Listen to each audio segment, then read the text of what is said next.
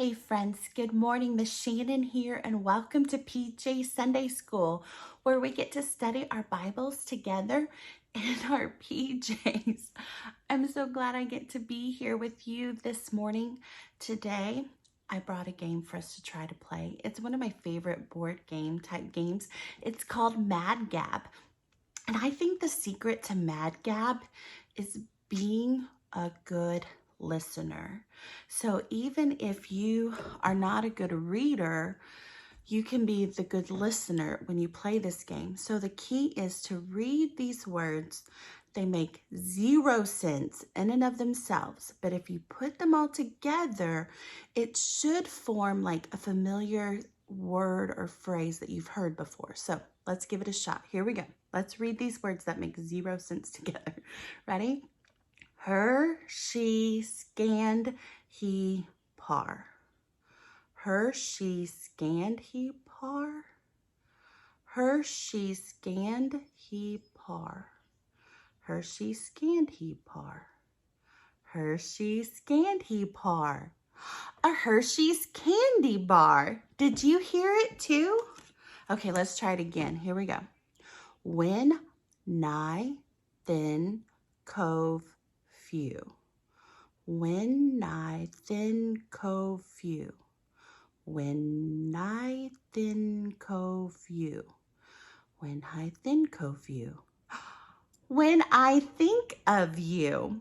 Oh, when I think of you. Oh, goodness. I could just cry. I love you so much. Okay, here we go. Pea, cub, who, icy, hue. Pea, cub, who, icy, hue. Pea, cub, who, icy, hue. Pea, cub, who, icy, hue. Peacup, who I see you. Peekaboo, I see you. So that's Mad Gab. And again, I think the key to that game is your listeners on whether you do a good job or not. And today, we start a new unit on the church.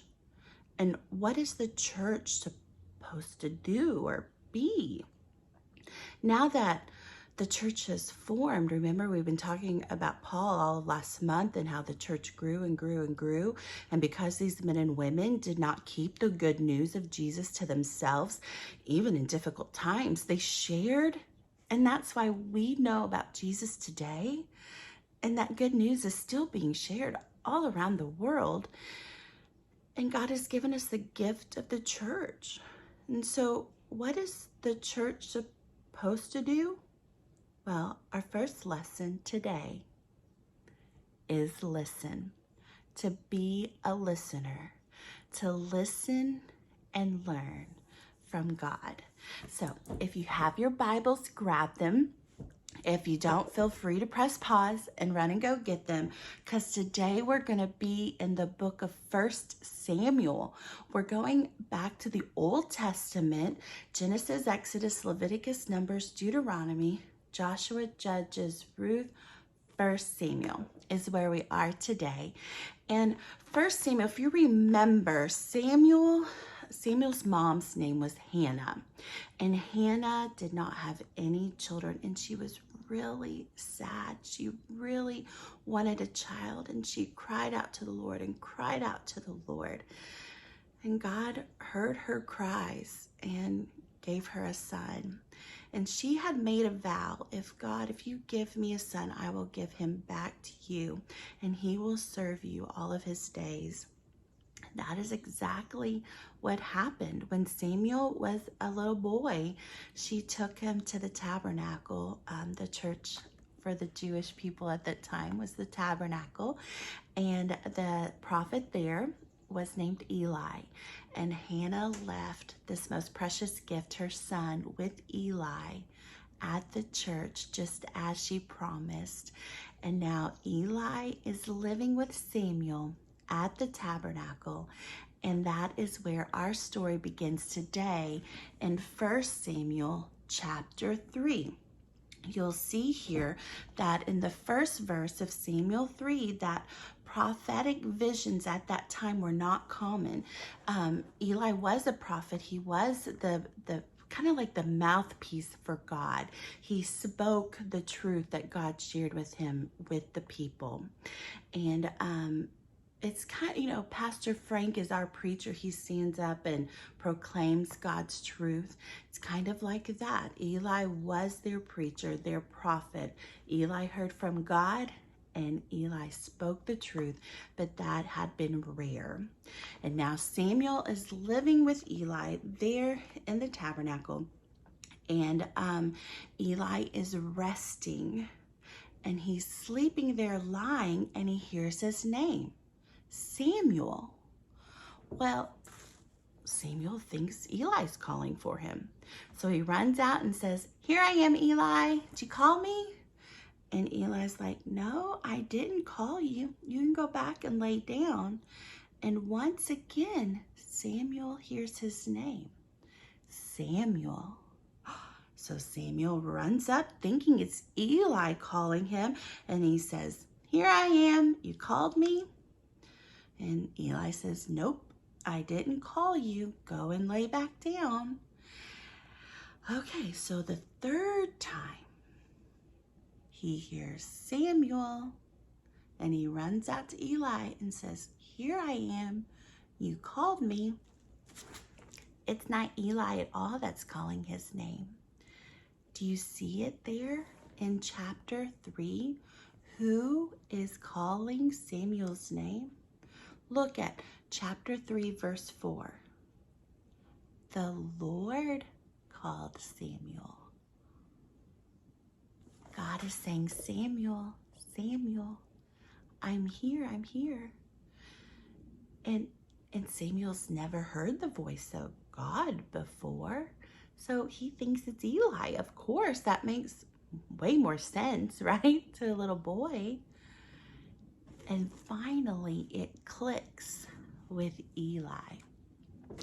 Eli understood that it was the Lord calling the boy. Verse 9, Eli told Samuel, "Go and lie down. If the Lord calls you, say, 'Speak, Lord, for your servant is listening.'" So Samuel went and lay down in his place, and the Lord came, stood there, and called as before, "Samuel, Samuel." And Samuel responded, "Speak, for your servant is listening." And the Lord spoke to Samuel. Now, what God told Samuel was very hard, because Eli's sons were very wicked, and Eli was not a great father. And what God told Samuel is that Eli's lineage is not going to continue. I love them, but there are consequences for their sins, and this is it. And so in the morning, Eli was like, "Samuel, what did God tell you? Was it God? What did he say?" And man, how hard would that have been to tell your mentor, your prophet, your father figure, all of those things, the person raising you, that God is going to destroy you and your family. And so in chapter 3, verse 18, it says, "So Samuel told Eli everything and did not hide anything from him. And Eli responded, 'He is the Lord. Let him do what he thinks is good.'" Verse 19, "Samuel grew, and the Lord was with him, and he fulfilled everything Samuel prophesied." God did. All Israel from Dan to Beersheba knew that Samuel was a confirmed prophet of the Lord, and the Lord continued to appear in Shiloh, because there he revealed himself to Samuel by his word, and Samuel's words came to all Israel. Samuel was a listener. He learned how to listen. And I find it interesting too that Eli, the old prophet, older, like he was old physically too, Um, he listened to Samuel, even though it was something very hard to hear, that because of your wickedness, your family will not be leading this nation moving forward. And he listened. Sometimes God tells us hard things, or we read in his word things that we really don't want to do. But you know what?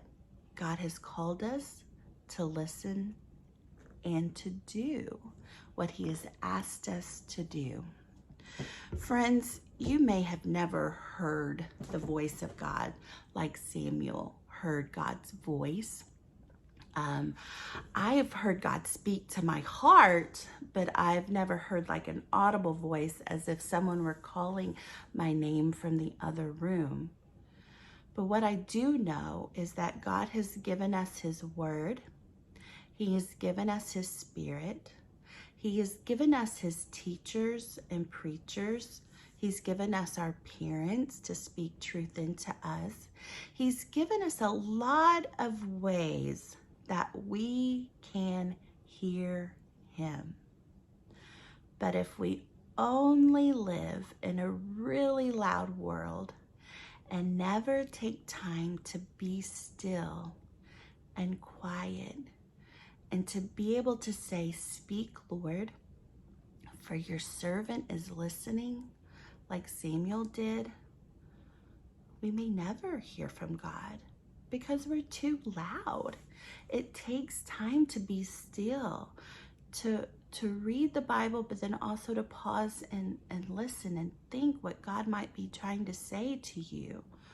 Or when you hear Pastor Frank preach, do you ever think about and ponder what he has told you?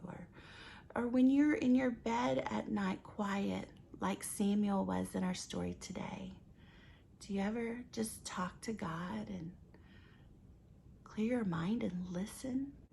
It took time for Samuel to learn the voice of God. It takes time for us.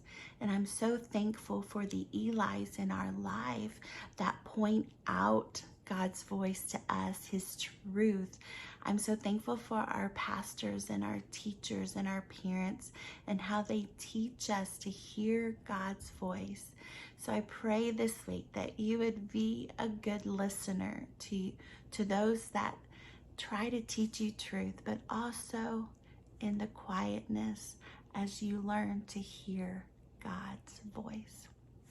Friends, I love you very much, and I hope to see you real soon.